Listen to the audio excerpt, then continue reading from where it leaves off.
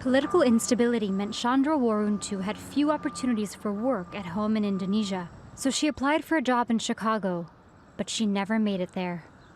A man with my picture and a copy of my passport picked me up at the airport and took me to this parking lot, and I was exchanged with money and gave to another trafficker. Chandra was forced into prostitution for 6 months before she managed to escape.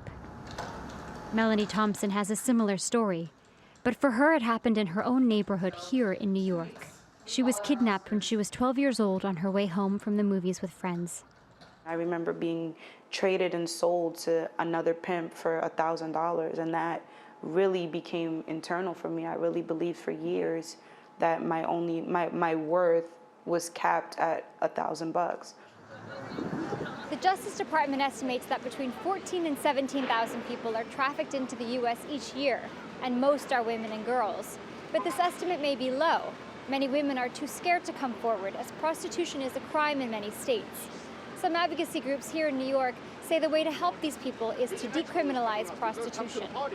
Unlike Europe, here in the United States, prostitution is not governed by federal law. It's a state-by-state issue, so each state governs prostitution in different ways. But the majority of states in the United States, except for a few counties in the state of Nevada, criminalizes prostitution. You cannot buy, you cannot not sell.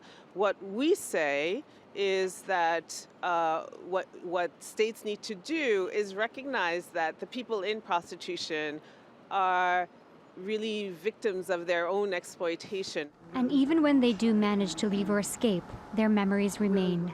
The life, what I call the life, really has never, and I don't think ever will leave me, in the sense that I will always suffer with PTSD, and depression will always be there when it comes to me having a flashback, or me suffering with anxiety, or me having lots of triggers that most people usually don't have.